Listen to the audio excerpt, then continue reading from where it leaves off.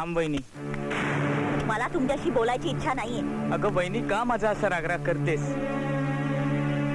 या घरात मी जास्त दिवस राहणार नाहीये, वचन देतो.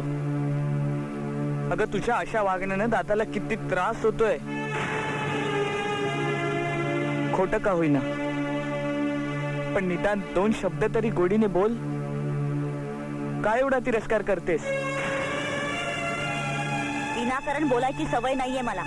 असं असेल तर एक गोष्ट लक्षात ठेव, मला सुद्धा गरज नाहीये तुझी, या जगाची.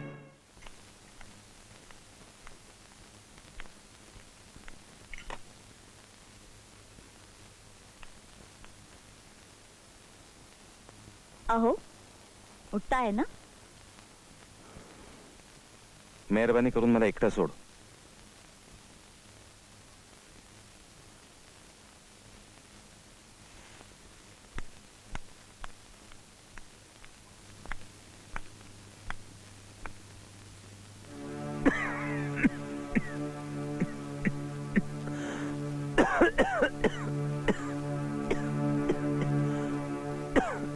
तुम्ही दवाखान्यात चला ना, माझं ऐका.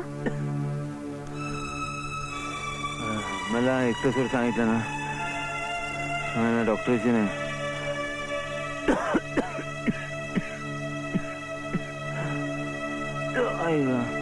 ऐका ना त्याची.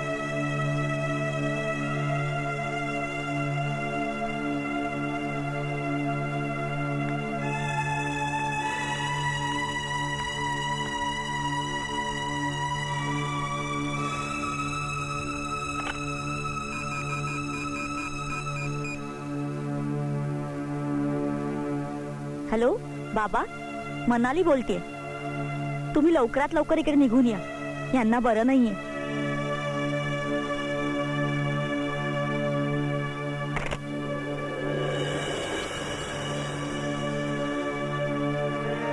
ज्यूस घ्या. गेल्या काही दिवसात तुम्ही काही खाल्लंही नाहीये. नाही नको, माझी इच्छाच नाही कशाची. माझा मान राखण्यासाठी तरी घ्या.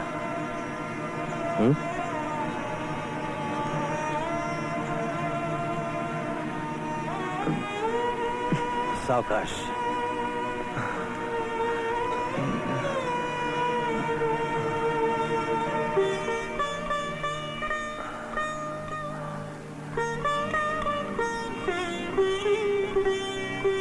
बस. मॅडम, तुम्हाला डॉक्टरांनी बोलवलंय. आले. मी जाऊन येते बाबा.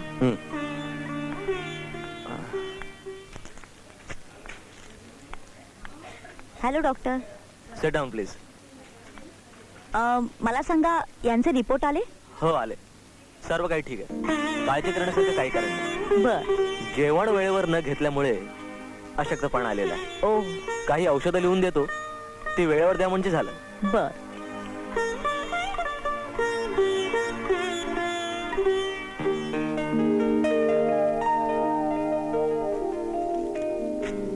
Thank you doctor. वेलकम.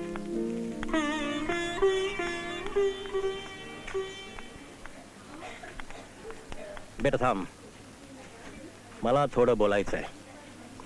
इथे आल्यापासून तुझ्याशी बोलायला वेळच मिळाला नाही. बोला ना बाबा. जावई बापूंच्या न जेवण्याचं नेमकं कारण कळू शकेल?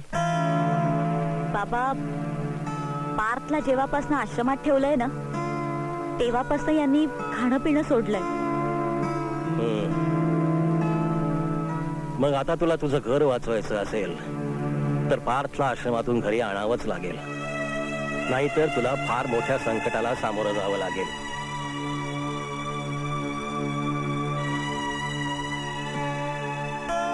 जशी तुमची इच्छा बाबा. चल.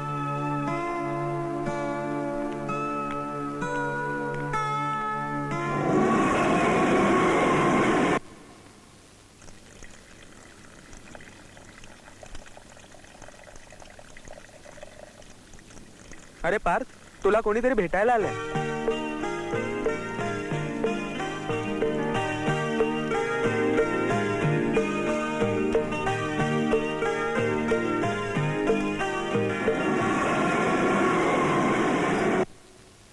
दादा दादा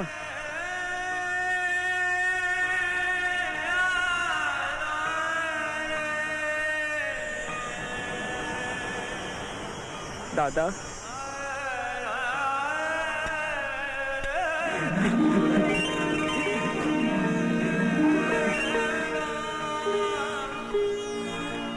अरे काही स्वतःची दशा करून घेतलीस दादा.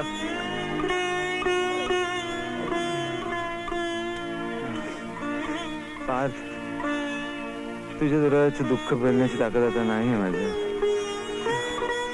मला सोडून जाऊ नको.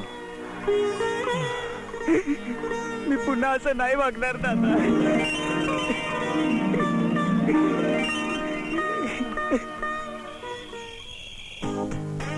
Happy birthday to you. Happy birthday to you.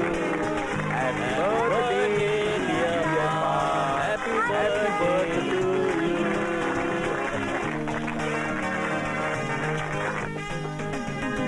बाबा, पार्थ आला आणि माझी सगळी दुःख दूर झाली. आता मला काही नको.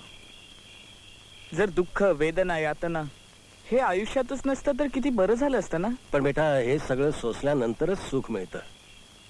या जगात नुसतं सुख अजून तरी कुणाला मिळालेलं नाहीये. आणि जो सुखाचाच लोभी असतो त्याची ओटी कायमच दुःखाने भरलेली असते. पण इथे कोण आहे असा जो लोभी नाही? लोभ चांगल्यासाठी असेल तर काहीच हरकत नाही. पण कोणीतरी म्हटलेलंच आहे ना की आपल्या प्रत्येकात एक राक्षस दडलेला असतो. त्याच्यापासून सावध राहण्यासाठी आपल्यातल्याच द्वेषापासून सावध राहावं लागतं. म्हणजे गर्व, क्रोध, द्वेष हे कॅन्सरपेक्षाही महाभयंकर रोग आहेत. मग मी काय यांच्यापासून दूर राहू नये? सुख, दुःख, वेदना ही माझ्याच कर्माची फळं आहे. मग मी का कोणाला दोष द्यावा? कधीतरी मी संपणार आहे अटळ आहे म्हणून काय मी जगणंच सोडून देऊ? माझ्या आयुष्याची लढाई मलाच जिंकायची आहे म्हणून काय मी पराजयाने डगमगून जावं? संकट जोपर्यंत दूर आहे तोवरच त्याला घाबरून राहावं. जर का ते जवळ आलं तर दोन्ही हाताने त्याला सामोरं जावं. आयुष्याच्या सळसळत्या वाटेवरती वाहत असताना हाक मारली मज सगळ्यांना. न कुणी आला धावनी मज वाचवाया, तेव्हा मी माझाच मृत्यू पाहिला.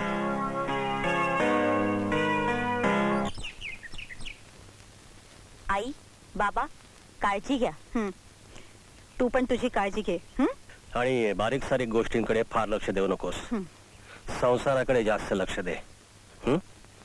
निघतो आम्ही. चल चल. ग. पोचल्यावर फोन करा. हो, नक्की करतो.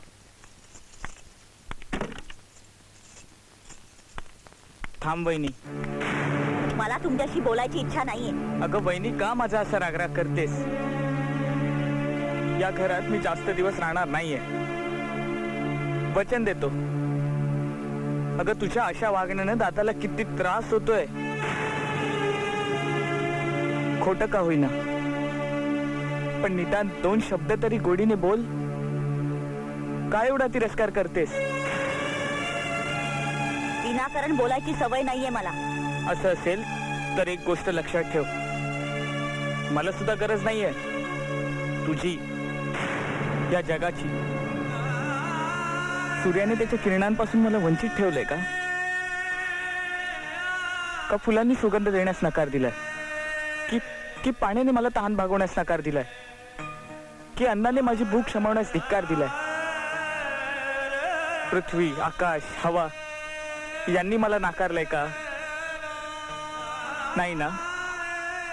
मग एवढं पुरेसं आहे मला जगण्यासाठी. तुम्ही माणसांनी मला वाईट टाकलं म्हणून काय झालं?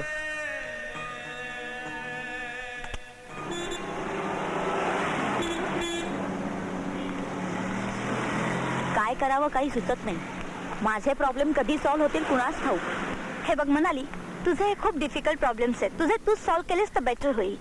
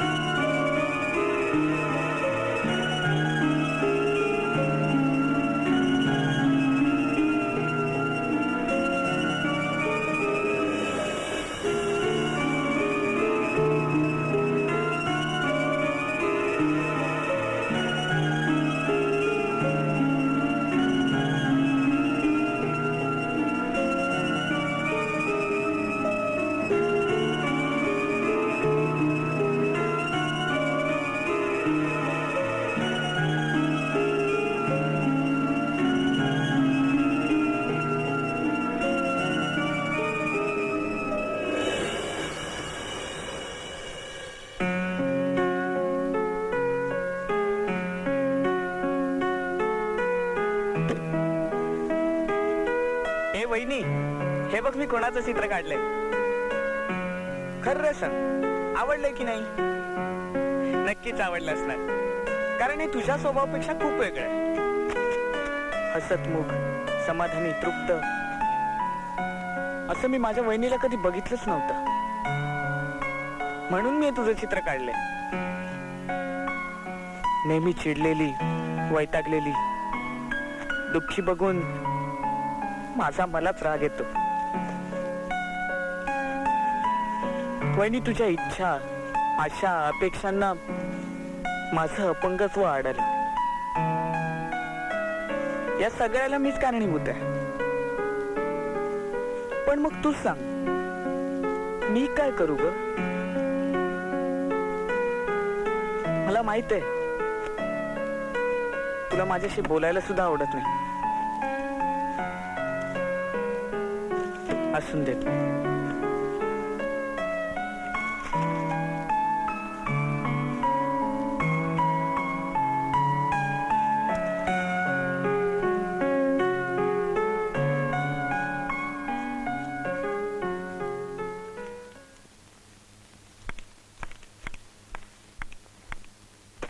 मनाली,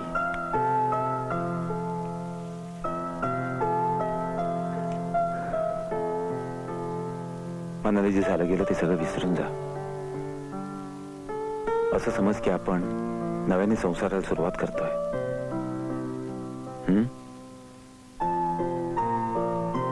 आणि हो, देवाकडे प्रार्थना कर की पार्थच्या पोर्ट्रेटला चांगली किंमत मिळू दे.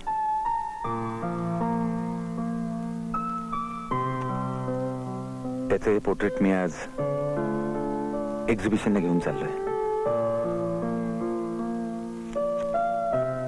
कारण माझा विश्वास आहे की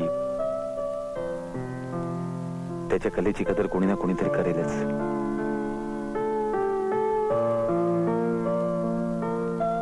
येऊ मी.